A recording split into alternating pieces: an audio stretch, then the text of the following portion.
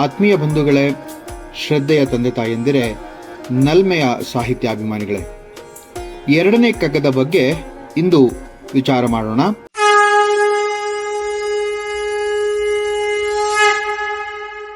ಜೀವ ಜಡ ರೂಪ ಪ್ರಪಂಚವನದಾವುದೋ ಆವರಿಸಿಕೊಂಡು ಮೊಳನೆರೆದು ಮಿಹುದಂತೆ, ಭಾವಕೊಳಪಡದಂತೆ ಅಳತೆಗಳ ಒಡದಂತೆ ಆ ವಿಶೇಷಕ್ಕೆ ಮಣಿಯೋ ಮಂಕುತಿಮ್ಮ ಮಂಕುತಿಮ್ಮ.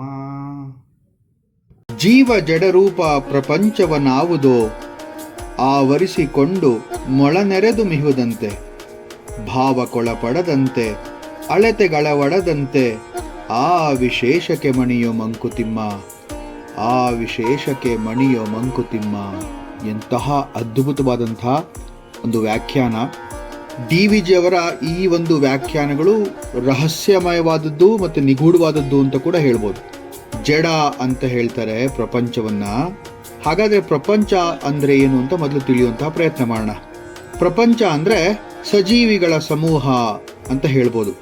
ಇದು 13 ವಿಧಗಳಲ್ಲಿ ಒಂದು ಅಂತ ಕೂಡ ಹೇಳ್ತಾರೆ. ನಾಟ್ಯಶಾಸ್ತ್ರದಲ್ಲಿ 13 ವಿಧಿಗಳನ್ನ ಹೇಳ್ತೀವಿ, ಅದರಲ್ಲಿ ಒಂದು ಪ್ರಪಂಚ ಅಂತ ಹೇಳ್ತಾರೆ.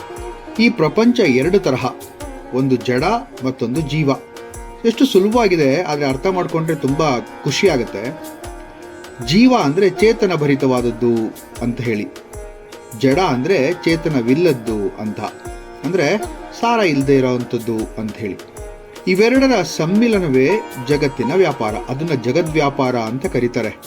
ಇಲ್ಲಿ ಅದರ ನಡತೆ, ಭಾವಕ್ಕೆ ನಿಲುಕದಂತಹ, ಅಸಾಧ್ಯವಾದಂತಹ ಮತ್ತೆ ಊಹಿಸಲು ಕೂಡ ಆಗದೇ ಇರುವಂತಹ ವಿಚಾರಗಳು ಇಲ್ಲಿ ಅನೇಕಗಳಿವೆ. ಜಡ ಜೀವ ಎರಡನ್ನೂ ಕೂಡ ನಾವು ವ್ಯಾಖ್ಯಾನಿಸುವಂತಹ ಅನೇಕ ನಮಗೆ ವ್ಯಾಖ್ಯಾನಗಳು ಮತ್ತೆ ಸಿದ್ಧ ಮಾತುಗಳು ನಮಗೆ ಸಿಗುತ್ತೆ. ಆದರೆ ಅದೇನಾ ಇದು DVG ಹೇಳ್ತಿರೋ ಈ ಒಂದು ಕಗ್ಗ ಅಂಥೇಳಿ ಅದು ಗೊತ್ತಿಲ್ಲ. ಜೀವ ಜಡ ರೂಪ ಪ್ರಪಂಚವನಾವುದೋ, ನೋಡಿ, ಈ ಜೀವ ತುಂಬಿದ ಚೇತನವಲ್ಲದ ಪ್ರಪಂಚವನ್ನ ಯಾವುದೋ ಒಂದು ಶಕ್ತಿ ಆವರಿಸಿಕೊಂಡು ಮೊಳನಡೆದು, ಆವರಿಸಿಕೊಂಡಿದೆ ಅಂತೆ, ಆ ಒಳನಡೆದು ಇಹುದಂತೆ. ಈ ಒಳನಡೆದು ಅಂತಂದ್ರೆ ಒಳಗೆ ತುಂಬಿಕೊಂಡು, ಯಾವುದೋ ಒಂದು ಶಕ್ತಿ ಒಳಗಡೆ ತುಂಬಿಕೊಂಡು ಇದೆಯಂತೆ. ಅದು ಹೇಗಿದೆ ನೋಡಿ, ಭಾವಕ್ಕೊಳಪಡದಂತೆ, ಭಾವಕ್ಕೆ ಒಳಪಟ್ಟಿಲ್ಲ, ಅಳತೆಗಳ ಒಡದಂತೆ, ಅಳತೆಗೂ ಕೂಡ ಒಳಪಟ್ಟಿಲ್ಲ, ಆ ವಿಶೇಷ ಅಂತ ಇಲ್ಲಿ ಹೇಳ್ತಾರೆ. ಇದು ಬಹಳ ಒಂದು ಸ್ವಾರಸ್ಯಕರವಾದಂತಹ ಕಗ್ಗ ಅಂತಲೇ ಹೇಳ್ಬೋದು. ಇಲ್ಲಿ ಎಷ್ಟು ಸುಂದರವಾಗಿದೆ ನೋಡಿ. ಜೀವ ಅಂದ್ರೆ ನಾನು ಆಗ್ಲೇ ಹೇಳಿದಾಗೆ ಚೇತನ ಇರೋದು, ಜಡ ಅಂದ್ರೆ ಚೇತನವಿಲ್ಲದ್ದು. ಇವೆರಡರ ಸಮ್ಮಿಲನವೇ ಜಗತ್ತಿನ ವ್ಯಾಪಾರ. ಅದರ ನಡತೆ, ಅದರ ಭಾವಕ್ಕೆ ನಿಲ್ಕೋದಂತಹ ಒಂದು ಶಕ್ತಿ, ಊಹಿಸಲು ಅಸಾಧ್ಯವಾದಂತಹ ಒಂದು ಅತಿರೇಕವಾದಂತಹ ಒಂದು ಭಾವನೆ, ಅದನ್ನ ಭಾವನಾತೀತ ಅಂತ ಕೂಡ ಕರೀಬಹುದು. ಈ ಜಗತ್ತನ್ನೋದು ಅಗಮ್ಯ, ಅಗೋಚರ, ಆ ಒಂದು ಶಕ್ತಿ ಅಗೋಚರ, ಆ ಒಂದು ಶಕ್ತಿ ಅಸಾಧ್ಯ ಅಂತ ಹೇಳ್ಬೋದು. ಇಲ್ಲಿ ನೋಡಿ ಎಷ್ಟು ಚೆನ್ನಾಗಿ ಪ್ರಪಂಚವನ್ನ ಆಳತಕ್ಕಂತಹ, ಪ್ರಪಂಚವನ್ನ ನಡೆಸತಕ್ಕಂತಹ ಒಂದು ಅಗೋಚರವಾದ ಶಕ್ತಿಯನ್ನ ಇಲ್ಲಿ ಅಳತೆಗೆ ಸಿಗದಂತಹ, ಅಂದ್ರೆ ವ್ಯಾಪಕವಾದಂತಹ, ಕೈಗೆಟುಕದಂತಹ, ಅಪರಿಮಿತವಾದಂತಹ, ಅಗಾಧವಾದಂತಹ ಒಂದು ವಿಶೇಷ ಇದೆ ಇಲ್ಲಿ ಅಂತ ಹೇಳಿ. ಎಷ್ಟೋ ಜನ ನಾನು ತರ್ಕ ಮಾಡೋದು ನೋಡಿದೀನಿ, ದೇವ್ರಂದ್ರೆ ಏನಯ್ಯ, ದೇವ್ರಿದ್ದಾನೋ ಇಲ್ವೋ ಅಂತ ಹೇಳಲ್ಲ. ಅವರಿಗೆ ಮೋಸ್ಟ್ಲಿ ಇದನ್ನ ಕೇಳಿಸಿದ್ರೆ ಅರ್ಥ ಆಗ್ಬಹುದೇನೋ ಅಂತ ಅನ್ಸುತ್ತೆ. ಇಲ್ಲಿ ನೋಡಿ, ಯಾವಾಗ್ಲೂ ಕೂಡ ಒಂದು ಸುಂದರವಾದಂತಹ ಇಂಗ್ಲಿಷ್ ಅಲ್ಲಿ ಒಂದು ಮಾತಿದೆ, surrender to which you cannot defeat or you cannot explore ಅಂತ. ಅದು ಭಾವನಾತೀತ, ಅದನ್ನ ವಿವರಣಾತೀತ, ಅದನ್ನ ವ್ಯಾಖ್ಯಾನಾತೀತ. ಈ ವ್ಯಾಖ್ಯಾನಾತೀತ ಅಂತಂದಾಗ ಅದನ್ನ ವರ್ಣಿಸೋಕೆ ಅಸಾಧ್ಯವಾದಂತಹ ಕೆಲವು ವಿಚಾರಗಳನ್ನ ನಾವು ಅದಕ್ಕೆ ಸುಮ್ಮನೆ ಮಣಿಬೇಕಷ್ಟೆ, ಅದಕ್ಕೆ ನಮಸ್ಕರಿಸ್ಬೇಕು, ಅದನ್ನ ನಮ್ಮದಾಗಿಸ್ಕೋಬೇಕು, ಅದಿದೆ ಅಂತ ಹೇಳಿ ಅನ್ಕೊಂಡು ಮುಂದೆ ಹೋಗ್ತಾ ಇರಬೇಕು. ಇಲ್ಲಿ ಎಷ್ಟು ಚೆನ್ನಾಗಿ ನೋಡಿ, ಪರಮಾತ್ಮ ಯಾವ ಆತ್ಮ ಪರಮವೋ, ಅಂದ್ರೆ ಪರಮ ಅಂದ್ರೆ ಶ್ರೇಷ್ಠ, ಯಾವ ಆತ್ಮ ಪರಮವೋ ಅದೇ ಪರಮಾತ್ಮ ಅಂತ ಹೇಳ್ತಾರೆ. ತೆಲುಗುವಿನ ಮಹಾನ್ ಕವಿ, ಭಕ್ತಿ ಮಾರ್ಗದ ಕವಿ ಅಣ್ಣಮಯ್ಯ ಶಾಸ್ತ್ರಿಗಳು, ಅಣ್ಣಮಯ್ಯರು ಹೇಳ್ತಾರೆ, ಅಂದರಲೋ ಪುಟ್ಟಿ ಅಂದರಲೋ ಚೇರಿ ಅಂದರಿ ರೂಪಮಲೋ ಆಟ ತಾನೇ ಅಂತ ಹೇಳಿ. ಅಂದ್ರೆ ಎಲ್ಲರ ಜೊತೆಯಲ್ಲೂ ಹುಟ್ಟಿ, ಎಲ್ಲರ ಜೊತೆಯಲ್ಲೂ ಸೇರಿ, ಎಲ್ಲರ ರೂಪಗಳನ್ನ ತಾವೇ ಮಾಡಿಕೊಂಡಂತಹ ಒಂದು ಅಪರಿಮಿತವಾದಂತಹ ಶಕ್ತಿ ತಾನೇ ಆ ಪರಮಾತ್ಮ ಅಂತ ಹೇಳಿ.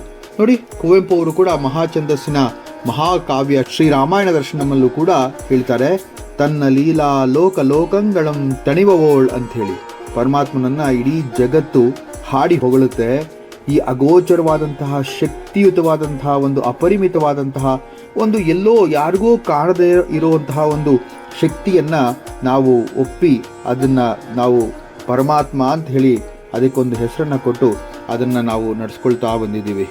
ಇಲ್ಲಿ ಪರಮ ಪುರುಷನು ಇಡೀ ಜಗತ್ತನ್ನು ತನ್ನ ಹಿಡಿತದಲ್ಲಿ ಇಟ್ಕೊಂಡು ಇಲ್ಲಿನ ಸಕಲವನ್ನು ಆಗು ಹೋಗುಗಳನ್ನು ತನ್ನ ಪರಿಧಿಯ ಅಧೀನದಲ್ಲಿಟ್ಟು ತಾನೇ ಅದೆಂದು ಅದೇ ತಾನೆಂದು ಪ್ರಕಟಗೊಳ್ಳುತ್ತಾ ಇರ್ತಾನೆ ಅಂತ ಹೇಳ್ತಾರೆ. ಅತ್ಯಂತ ಕ್ಲಿಷ್ಟಕರವಾದಂತಹ ತತ್ವಜ್ಞಾನದ ಒಂದು ವಿಚಾರ ಇದು. ತೇನ ವಿನ ತೃಣಮಪಿ ನ ಚಲತಿ ಅಂತ ಹೇಳ್ತೀವಲ್ವಾ, ಆ ಒಂದು ಅಪರಿಮಿತ ಶಕ್ತಿಯ ಒಂದು ಪರ್ಮಿಷನ್ ಅಂತೀವಲ್ಲ ನಾವು, ಅಂದರೆ ಆಜ್ಞೆ ಇಲ್ದಲೆ ಇಲ್ಲಿ ಅಂದರೆ ಈ ಒಂದು ಜಡ ಪ್ರಪಂಚದಲ್ಲಿ ತೃಣಮಪಿ ನ ಚಲತಿ. ತೃಣಮಪಿ ಅಂದರೆ ಒಂದು ಹುಲ್ಲು ಕಡ್ಡಿ ಕೂಡ ಅಲ್ಲಾಡೋದಿಲ್ಲ ಅಂತ ಹೇಳೋದಿದೆ. ಅವನ ಮಿತಿಯನ್ನು, ಅವನ ಆಟ ಮತ್ತು ಅವನ ಲೀಲೆಯನ್ನು ಅರಿತವರು ಈ ಒಂದು ಪ್ರಪಂಚದಲ್ಲೇ ಯಾರೂ ಇಲ್ಲ ಅಂತ ಹೇಳ್ಬೋದು. ಜಗದ ನಾಟಕ ಸೂತ್ರಧಾರನಲ್ವೇ ಅವನು. ಅಗಮ್ಯ, ಅಸಾಧ್ಯ, ಅಪ್ರಚುರ, ಅಗೋಚರನಾದಂತಹ ಆತನಿಂದ ಕಲಿಯುವಂಥದ್ದು ನಾವು ಬಹಳಷ್ಟಿದೆ. ನಮ್ಮ ಮಿತಿಯಲ್ಲಿ ಆತ ಕೊಟ್ಟಿರುವಂತಹ ಅನುಗ್ರಹ ರೂಪೇಣ ಶಕ್ತಿಯನ್ನು, ಜ್ಞಾನವನ್ನು, ಒಲಮೆಯನ್ನು, ತಾಳ್ಮೆಯನ್ನು, ಪರಹಿತವನ್ನು, ಎಲ್ಲದರ ಪರಿಧಿಯನ್ನು ಹೆಚ್ಚಿಸಿಕೊಳ್ಳುವಂತಹ ಪ್ರಯತ್ನನ ನಾವು ಮಾಡಬೇಕು. ಅದನ್ನೇ ಅಲ್ವಾ DVG ಅವರು ಹೇಳ್ತಾರೆ, ಎಷ್ಟು ಸುಂದರವಾಗಿ ಹೇಳ್ತಾರೆ ನೋಡಿ. ಜಡವೆಂಬುದೇನ್ ಸೃಷ್ಟಿಯಲ್ಲಿ ಚೇತನ ಅಡಗಿ ನಿದ್ರ ಪೂರ್ವದಲ್ಲಿ ಚೈತನ್ಯದಗ್ನಿಯು ಮಿಡಿಯ ಪರಸತ್ವ ವಿದ್ಯುತ್ ದೀಪ್ತಿಯದನಾಗ ನಡೆಯುವುದದು ಜೀವವೋಲು ಮಂಕುತಿಮ್ಮ ಅಂತ ಹೇಳಿ ಅವರ 111ನೇ ಕಗ್ಗದಲ್ಲಿ ಹೇಳ್ತಾರೆ. ಅವನನ್ನ ಅಂದರೆ ಆ ಶಕ್ತಿಯನ್ನು ಅರಿಯೋದಕ್ಕೆ ಅಸಾಧ್ಯ. ನಮ್ಮಂಥ ಹುಲುಮಾನವರು ಅದನ್ನು ಮಾಡೋದಕ್ಕಂತೂ ಆಗೋದೇ ಇಲ್ಲ ಅಂತ ಹೇಳ್ತಾರೆ. ನಾವು ನಮ್ಮ ಜೀವನದ ಸೂತ್ರ ಅವನ ಕೈಯಲ್ಲಿ ಕೊಟ್ಬಿಟ್ಟು ಅವನು ಆಡಿಸಿದಂತೆ ಆಡುವಂತಹ ಒಂದು ಆಟಿಕೆಗಳು ಮಾತ್ರ ನಾವು ಕೀಲುಗೊಂಬೆಗಳು ಅಂತ ಹೇಳ್ತೀವಲ್ಲ. ಜೀವನ ಒಂದು ನಾಟಕ ಆದರೆ ಆ ನಾಟಕದಲ್ಲಿ ಬರುವಂತಹ ಪಾತ್ರಗಳು ಮಾತ್ರ ನಾವು. ಅವನು ಆಡಿಸಿದಂತೆ ಆಡಬೇಕು, ಅವನು ನಲಿಸಿದಂತೆ ನಲಿಯಬೇಕು, ಅವನು ಅಳಿಸಿದಂತೆ ಅಳಬೇಕು, ಹೇಳಿದಂತೆ ಕೇಳಬೇಕು. ತುಂಬ ರಹಸ್ಯವಿರುವಂತಹ ಒಂದು ಸೃಷ್ಟಿ ಅಂತ ಕರೀತಾರೆ. DVG ಅವರು ಹೇಳ್ತಾರೆ, ಬಹು ರಹಸ್ಯವೀ ಸೃಷ್ಟಿ, ಬಹು ರಹಸ್ಯವೋ ಜೀವ ಅಂತ ಹೇಳಿ. ಈ ಪರಮಾತ್ಮನನ್ನ ಎಷ್ಟು ಅರಿಬೇಕು, ಎಷ್ಟು ಅರ್ಥಕೊಳ್ತಾ ಹೋಗಬೇಕು ಅನ್ನೋದು ಆ ಪರಿಮಿತಿ ಯಾರಿಗೂ ಇಲ್ಲ ಅಂತಲೇ ಹೇಳ್ಬೋದು. ಯಾಕೆಂದರೆ ಎಷ್ಟು ಅರಿತ್ರೆ ಅಂದರೆ ಎಷ್ಟು ತಿಳ್ಕೊಂಬಿಟ್ರೆ ನಾವು ಆ ದೇವರನ್ನು ಅರಿಬೋದು ಅಥವಾ ದೇವರನ್ನು ನಾವು ಪಡಿಬಹುದು ಅಂಥೇಳಿ, ಅದು ಇಲ್ಲವೇ ಇಲ್ಲ. ಯಾಕೆಂದರೆ ಅವನು ಹೇಳಿದ್ನಲ್ವ ಆಗಲೇ, ಸೀಮಾತೀತ, ಅವನು ವರ್ಣನಾತೀತ.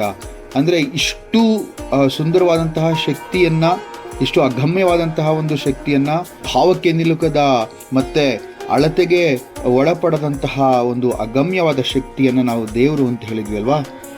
ಈ ಮಹಾಭಾರತದ ಕುರುಕ್ಷೇತ್ರದ ಯುದ್ಧದ ಅಂತ್ಯದಲ್ಲಿ ಮಹಾನ್ ತೇಜಸ್ವಿಯಾದಂತಹ ಭೀಷ್ಮ ಪಿತಾಮಹರು ತನ್ನ ಶರಶೈಯಲ್ಲಿ ಯುಧಿಷ್ಠಿರನಿಗೆ ಒಂದು ಮಾತನ್ನು ಹೇಳ್ತಾರೆ. ಯತಃ ಸರ್ವಾಣಿ ಭೂತಾನಿ ಭವ್ಯಂತಾದಿ ಯುಗಾಗಮೆ ಯಸ್ಮಿಂಚ ಪ್ರಳಯಂ ಯಾಂತಿ ಪುನರೇವ ಯುಗಕ್ಷಯೇ ಅಂಥೇಳಿ. ಅಂದರೆ ಇದರ ಅರ್ಥ, ಯಾವುದರಿಂದ ಈ ಪ್ರಪಂಚ ಆಯಿತೋ, ಯಾವ ಒಂದು ಶಕ್ತಿಯಿಂದ ಈ ಪ್ರಪಂಚ ಆಯಿತೋ, ಯಾವ ಶಕ್ತಿಯನ್ನು ನಾವು ಊಹಿಸೋಕ್ಕೂ ಕೂಡ ಸಾಧ್ಯವಾಗದೇ ಇರೋಷ್ಟು ಎತ್ತರಕ್ಕೆ ಬೆಳೆದಿದೆಯೋ, ಯಾವ ಶಕ್ತಿಯಿಂದ ಈ ಸರ್ವಾಣಿ ಭೂತಾನಿ ಭವಂತ್ಯಾದಿ ಅಂದರೆ ಎಲ್ಲ ಕೂಡ ಆಯಿತೋ, ಯುಗದ ಆಗಮದಲ್ಲಿ ಅದಾಯಿತೋ, ಯಾವ ಶಕ್ತಿಯಿಂದ ಈ ಯುಗದ ಅಂತ್ಯದಲ್ಲಿ ಇವೆಲ್ಲವೂ ಕೂಡ ತನ್ನಿಂದಲೇ ಕೊನೆಗೊಳ್ಳುತ್ತೋ ಅಂತಹ ಒಂದು ಮಹಾನ್ ಶಕ್ತಿಯನ್ನು ನಾವು ಪರಮಾತ್ಮ ಅಂತೇಳಿ ಕರಿತೀವಿ ಅಂಥೇಳಿ. ಎಷ್ಟು ಸುಂದರವಾದಂತಹ ವ್ಯಾಖ್ಯಾನ ಉಳ್ಳಂತಹ ಒಂದು ಕಗ್ಗ ಇದು ಅಂತ ಹೇಳ್ಬೋದು. ಆದ್ದರಿಂದ ಇನ್ನು ಇದೇ ತರಹದ ಅನೇಕಾತಿ ಕಗ್ಗಗಳನ್ನು ನಿಮ್ಮ ಮುಂದೆ ಇಡುವಂಥ ಪ್ರಯತ್ನವನ್ನು ಮಾಡ್ತೇನೆ. ಇಲ್ಲಿಗೆ ಈ ಕಗ್ಗದ ವ್ಯಾಖ್ಯಾನವನ್ನು ಇಲ್ಲಿಗೆ ಮುಗಿಸಿ ತಮ್ಮನ್ನು ಮುಂದಿನ ಕಗ್ಗದೊಂದಿಗೆ ಭೇಟಿಯಾಗುವಂತಹ ಪ್ರಯತ್ನವನ್ನು ಮಾಡ್ತೇನೆ. ನಮಸ್ಕಾರ.